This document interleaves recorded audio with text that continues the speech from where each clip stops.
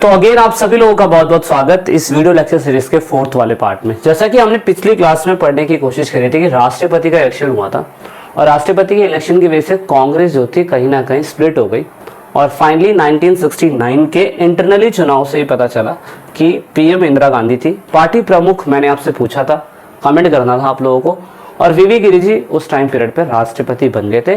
नीलम संजीव रेड्डी जो थे राष्ट्रपति नहीं बने थे। नाउ अब हम वीडियो लेक्चर सीरीज का फोर्थ पार्ट उसी को आगे कंटिन्यू कर रहे हैं जो हमने थर्ड पार्ट में देखा। लेकिन बिफोर स्टार्टिंग दिस आपको एक छोटी सी टाइमलाइन समझने की जरूरत है। वो क्या है? 1967 के अंदर फोर्थ जनरल इलेक्शन हुआ और अकॉर्डिंग टू अगर 5 साल का टाइम पीरियड देखें तो 1972 के अंदर इलेक्शन होना चाहिए अगर 5 साल के टाइमलाइन से देखा जाए तो। लेकिन किसी कारणवश 1969 के अंदर दो कांग्रेस का विभाजन हो जाता है, कांग्रेस ओ आ जाती है और कांग्रेस आर आती है। लेकिन इंटरनली चुनाव से ये पता चला कि कांग्रेस आर जो थी वो जीत जाती है और पीएम का चेहरा वो इंदिरा गांधी ही रहती हैं। ये हमें पता चल चुका था। अब पार्टी को बने हुए कम से कम कितने साल हो गए? पार्टी को बने हुए 2 साल हो चुके हैं।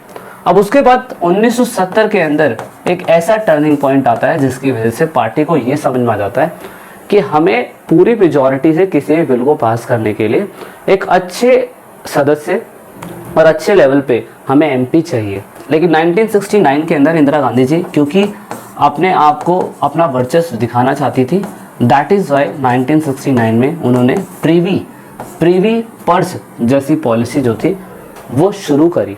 अब प्रीवी पर्स क्या है?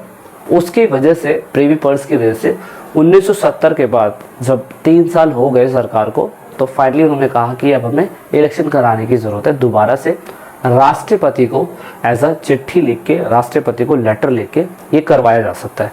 लेकिन प्रीवी पर्स क्या है दोस्तों? प्रीवी पर्स एक तरीके का, मैं कह सकता हूँ, प्रीवी पर्स एक तरीके का आप कहेंगे भारत के अंदर कहीं ना कहीं एक ऐसा सिस्टम था जिसमें जब भारत देश आज़ाद हुआ था 1952 के बाद जब देश में इलेक्शन हुआ था तो हमने देसी रियासतें, प्रिंसली स्टेट्स को जो वो टैक्स अपने राज्यों से इकट्ठा करती थी वो टैक्स हम लोग इकट्ठा करने लग गए थे और हमने उनसे कहा था कि हम आपको आपके हिसाब से जो भी आपका इलाका था उसके हिसाब से आपको साल का जेब खर्च देंगे और उसे एक तरीके से प्रीवी पर्स कहा गया। अब इंदिरा गांधी जी ने प्रीवी पर्स को खत्म करने की बात करी 1970 के अंदर। रीज़न क्या था? रीज़न उन्होंने बताया कि भाई देखिए 1960s के टाइम पीरियड के अंदर आप देखोगे कितना ज़्यादा कुछ फूड क्राइसिस की प्रॉब्लम इतनी ज़्यादा हुई जिसकी वजह से अनएम्प्लॉयमेंट, इंडस्ट्रियल लॉस और न जाने क्या क्या हमें समाज में देखने को मिला। अब देश के अंदर पैसा बचा नहीं है क्योंकि नेशनलाइजेशन ऑफ बैंक हुआ तो उसमें बहुत सारा करप्शन हमें देखने को मिला। जब से ये सारी चीज़ें होती रही तो इंदिरा गांधी की सरकार को समझ में आ गया कि देश के अंदर बहुत ज़्यादा खतरा हो रखा है, तो अभी हम इतना ज़्यादा पैसा नहीं दे पाएंगे जो हमारे देश पे आर्थिक बोझ और बढ़ा दे। दैट इज़ वाई यहाँ पे बात हुई और बहुत सारे देशी रियासतों के रजवाड़ों ने, किंग्स ने सरकार के खिलाफ हाई कोर्ट में और सुप्रीम कोर्ट में पिटीशन फाइल करी कि ऐसा कैसे हो सकता है कि सरकार जो है प्रीवी पर्स को ख़त्म कर देगी। क्योंकि जब देश की आज़ादी की बात थी और जब जोड़ने की बात आ रही थी तो जब तो सरदार वल्लभ भाई पटेल ने कहा कि हाँ आप हमारे भारत देश के साथ आ जाओ, हम आपको रिजर्वेशन देंगे, प्रीवी पर्स देंगे, ये ऑटोनॉमस देंगे, और अब सरकार कह रही है कि हम देना बंद कर देंगे। तो एक तरीके से ये बिल्कुल गलत है जो सरकार को नहीं करना चाहिए। लेकिन फिर भी हाल फिलहाल में 1970s के टाइम पीरियड में लोकसभा और राज्यसभा इन दोनों के अंदर बिल पास होता है जब जाके कोई चीज़ हो सकती है। लेकिन लोकसभा के अंदर तो बिल पास हो गया लेकिन राज्यसभा के अंदर बिल पास नहीं हो पाया। दैट इज़ वाई इसमें पूरी तरीके से अमेंडमेंट नहीं हुआ। लेकिन जनता को ये समझ में आ चुका था कि 1970 के दशक में इंदिरा गांधी जी जनता का ख्याल रख रही है और इसीलिए देश में जो आर्थिक बोझ बढ़ रहा है, इकोनॉमिक बर्डन जो बढ़ रहा है, इकोनॉमिक क्राइसिस जो हो रहा है और इकोनॉमिक बर्डन जो बढ़ रहा है, उस बर्डन को ख़त्म करने के लिए सरकार प्रीवी पर्स को ख़त्म कर रही है और ऐसा होना भी चाहिए कि प्रीवी पर्स ख़त्म होना चाहिए। लेकिन नहीं हो पाया। अब देश में इलेक्शन हुए कितना टाइम हो गया दोस्तों? देश में इलेक्शन हुए अब 3 साल हो चुके हैं। तो किसी भी प्रेजेंट पार्टी अगर लग रहा है कि उस सरकार को चले हुए 3 साल हो चुके हैं तो राष्ट्रपति के पास जाके ये सम्मन दे सकता है कि मेरे सारे एमपी चाहते हैं कि प्रेजेंट टाइम की सरकार को डिसॉल्व करके नया इलेक्शन करवाया जाए। तो इसी वजह से और प्रधानमंत्री ऐसा कर सकता है, और इसी वजह से यहाँ पे आप देखोगे 1970 के अंदर दोबारा से इलेक्शन होता है 71 में, क्योंकि 70 में तो फाइल होती है पास, और 1971 में न्यू इलेक्शन शुरू हो जाते हैं, न्यू इलेक्शन शुरू हो जाते हैं।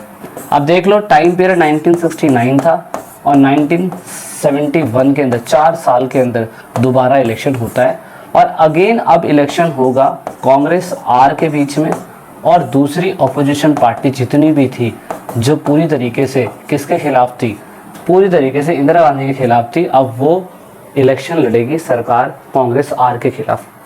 अब अपोजिशन पार्टी देखो आप आती है और अपोजिशन पार्टी करती है ग्रैंड अलायंस। दोस्तों ग्रैंड अलायंस क्या है मैं बता देता हूँ। ये रहा ग्रैंड अलायंस।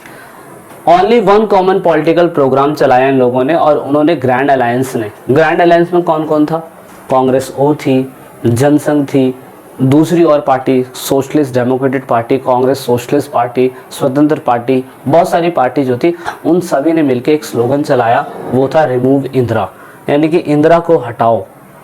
ये स्लोगन किसने चलाया, ये स्लोगन चलाया अदर पार्टी ने कि इंदिरा को हटाओ।